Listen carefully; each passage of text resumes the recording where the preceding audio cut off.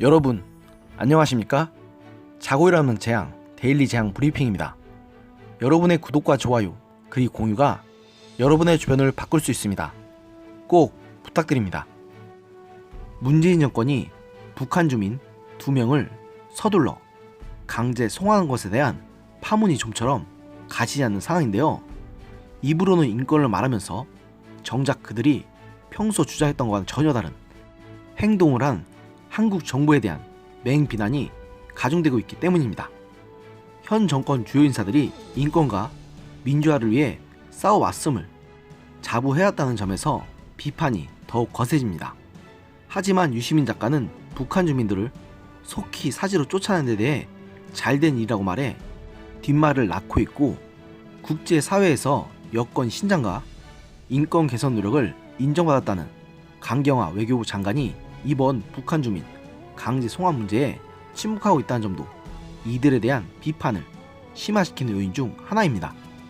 먼저 유시민 작가는 지난 16일 대구 엑스코에서 노무현 재단 대구 경북지역 위원회가 주최한 노무현 시민학교에 참석해서는 사람을 16명이나 죽이고 왔는데 여기서 재판할 수도 없고, 재판하고 가두면 우리 세금으로 밥을 먹어야 하니까 돌려보낸 것 아니냐고 말하면서 북한 주민 강제 송환을 비판하는 사람들에 대해서도 문재인이 싫으니까 그런 비판을 하는 것이다 라고 비하하면서, 그렇게 받고 싶으면 자기 집에 방 하나 내주고 받으면 될 일이라고 발언했는데요.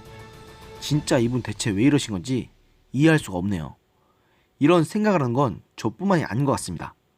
이준석 바른미래당 전 최고위원도 유 작가가 어용 지식인임이 분명하다며 정면으로 비판했는데요.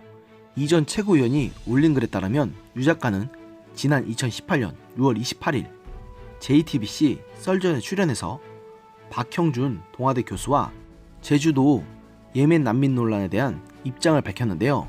이때 유 작가는 난민 심사에 탈락했다고 강제로 비행기에 실어서 그 나라에 보내면 안 된다며 난민 신청 접수와 심사 절차를 언급했는데요. 아니, 말이 모순돼도 정도가 있지. 예멘 난민과 탈북자들을 대하는 태도가 왜 이렇게까지 다릅니까? 즉 유 작가가 문재인 정부의 입맛에 맞는 말만 하는 어용 지식인 노릇을 하고 있다는 뜻입니다. 말이 어용 지식인이지 사실 간신배라고 해도 틀린 건 아니죠. 여기에 강경화 외교부 장관도 도마에 오르내리고 있는데요. 강경화 외교부 장관은 장관 임명 당시 외모고시 출신의 직업 외교관도 아니었고 관련 분야 학자도 아니었기에 상당한 반대에 직면한 바 있습니다.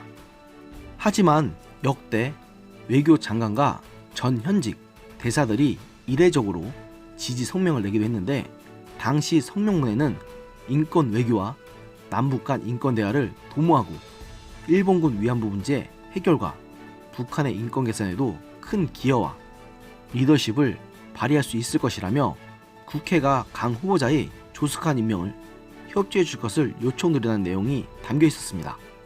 이렇게 현직에 오를 수 있었던 강 장관이 북한 주민 강제 송환에 있어 명확한 입장을 드러내지 않자 비판의 목소리가 나오는 중입니다.